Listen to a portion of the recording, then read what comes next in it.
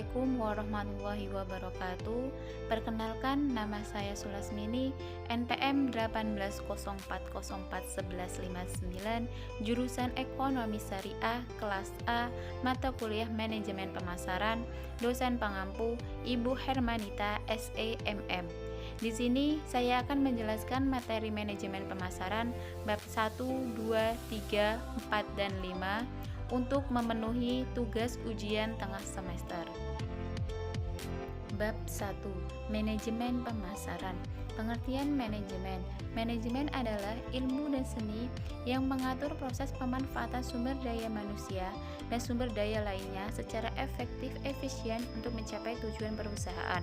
Unsur-unsur manajemen terdiri dari 6M: man, money, metode, machine, material, dan market. Unsur market berkembang menjadi suatu bidang ilmu yang disebut manajemen pemasaran. Pengertian pemasaran yaitu proses sosial di mana setiap individu dan kelompok memperoleh apa yang mereka butuhkan dan inginkan dengan menciptakan dan saling mempertukarkan produk dan jasa tersebut dengan individu dan kelompok lain. Konsep pemasaran meliputi yaitu kebutuhan, keinginan, permintaan, produksi, utilitas, nilai dan kepuasan, pertukaran, transaksi dan hubungan pasar, pemasaran dan pasar. Pengertian manajemen pemasaran menurut William J. Stanton yaitu suatu sistem total dari kegiatan bisnis yang dilakukan dalam hal merencanakan penentuan harga, promosi dan pendistribusian barang dan jasa yang dapat memuaskan keinginan dan kebutuhan konsumen, baik konsumen saat ini maupun konsumen potensial. Pemasaran mencakup kegiatan yang pertama, meneliti dan mengetahui keinginan konsumen. Yang kedua, kemudian merencanakan dan mengembangkan sebuah produk atau jasa yang akan memenuhi keinginan tersebut. Yang ketiga, dan kemudian memutuskan cara terbaik untuk menentukan harga, mempromosikan, dan mendistribusikan produk atau jasa tersebut.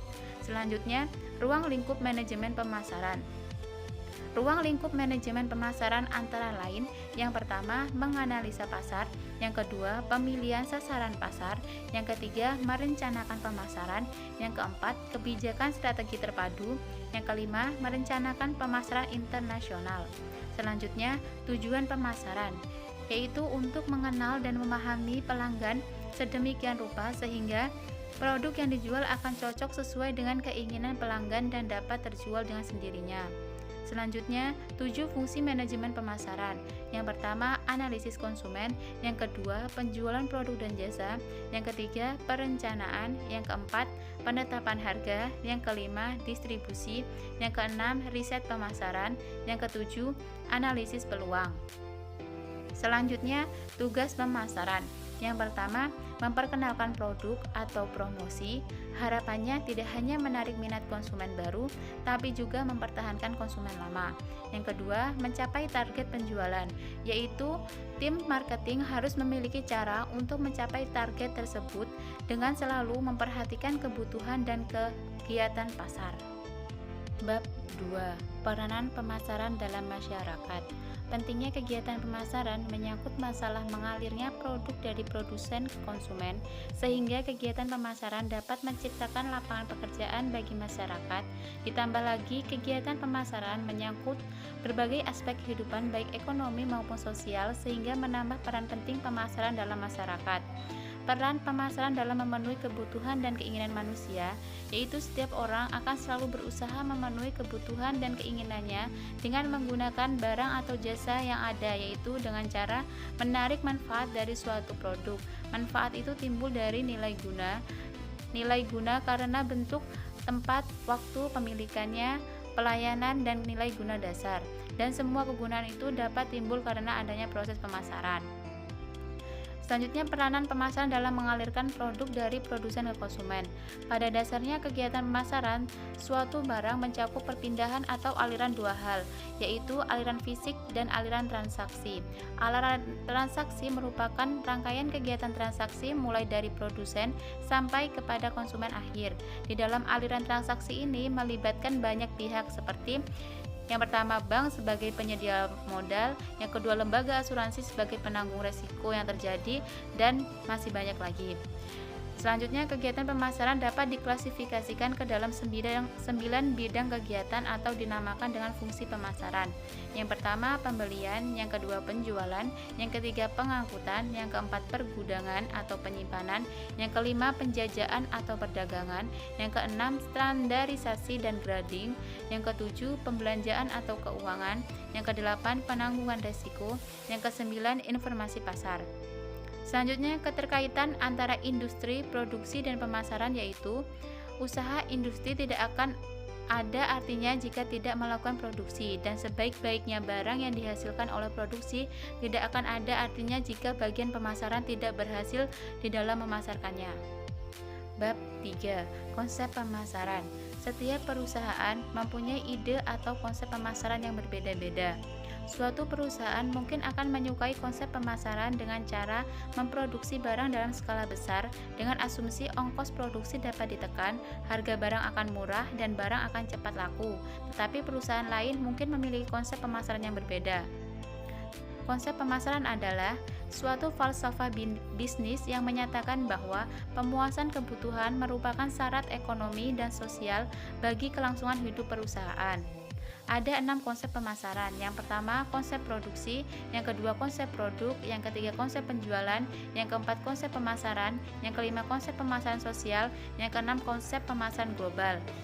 Konsep pemasaran menurut Kotler adalah untuk menegaskan bahwa kunci untuk mencapai tujuan organisasional yang ditetapkan adalah perusahaan tersebut harus menjadi efektif dibandingkan dengan para pesaingnya dalam menciptakan, menyerahkan, dan mengkomunikasikan nilai pelanggan kepada pasar sasaran yang dipilih.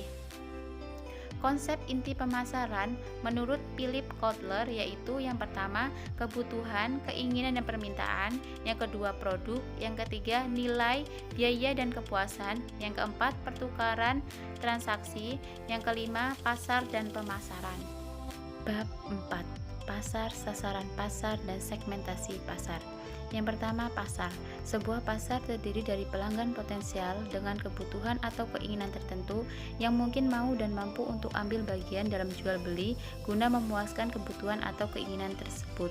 Pasar adalah hubungan atau pertemuan antara konsumen atau pembeli dengan produsen atau penjual dari suatu produk tertentu.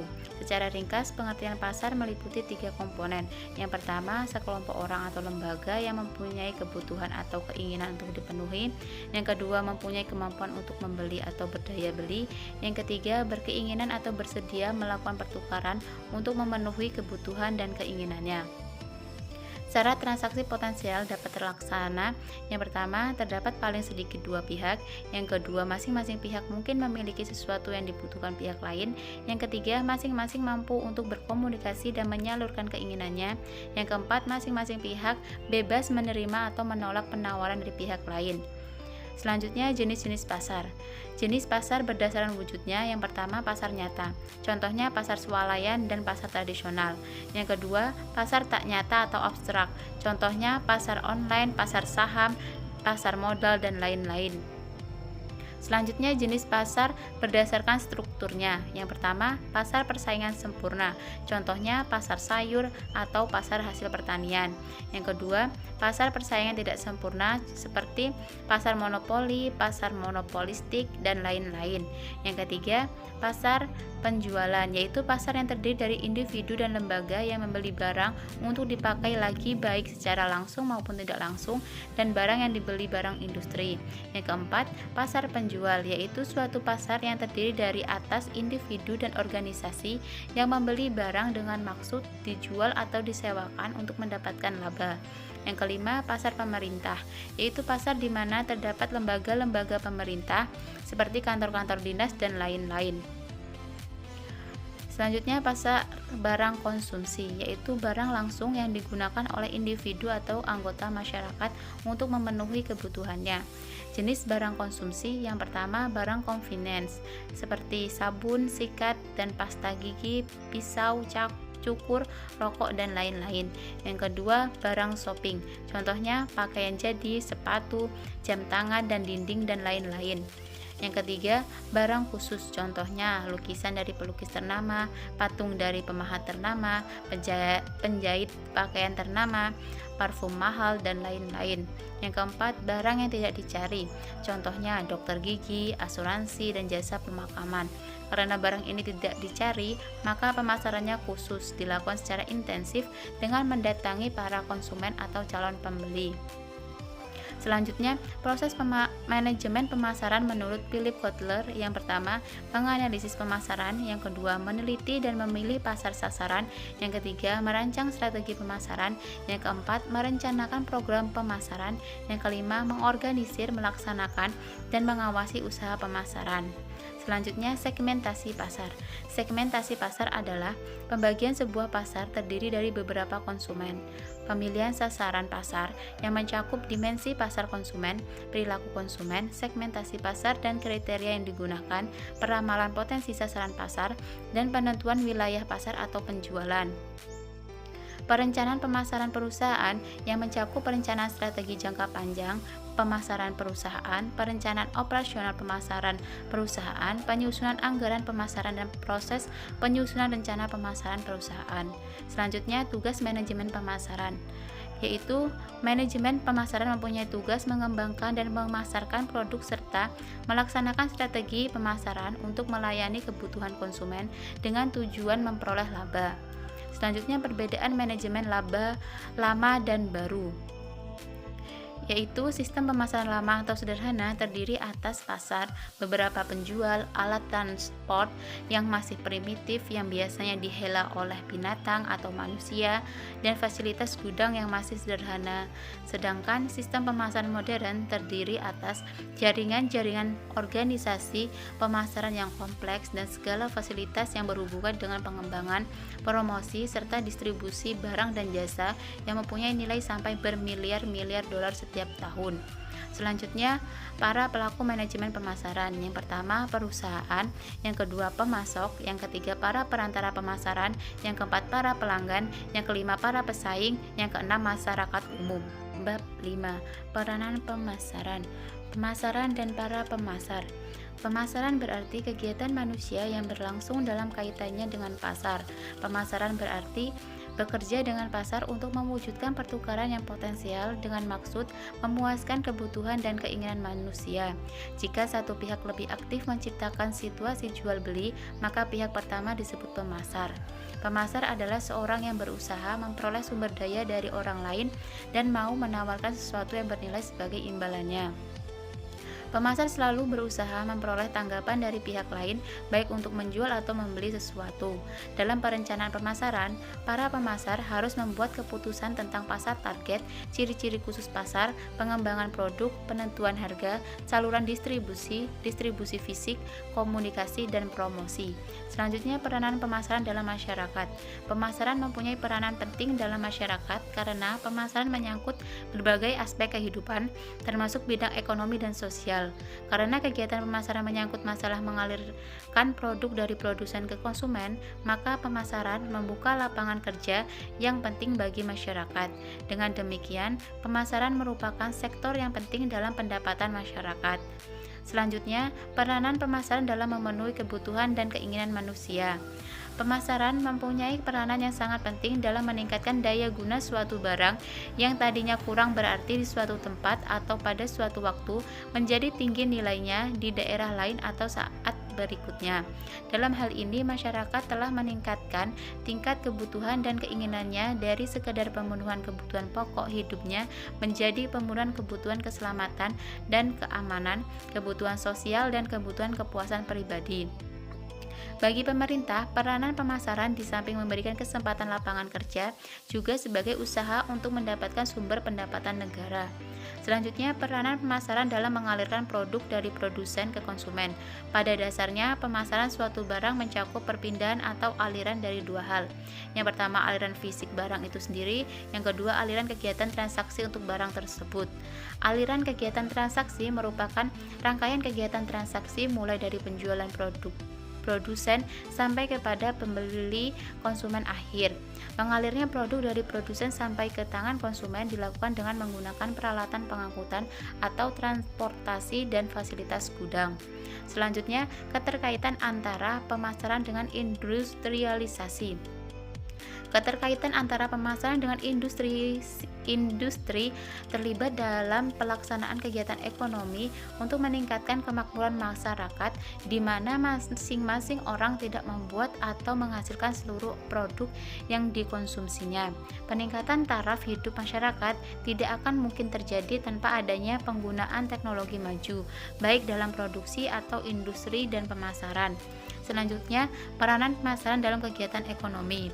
Peranan sistem pemasaran makro adalah untuk dapat terpenuhinya permintaan yang heterogen dengan penawaran yang heterogen sehingga pada waktu yang sama tercapai tujuan masyarakat yang diharapkan.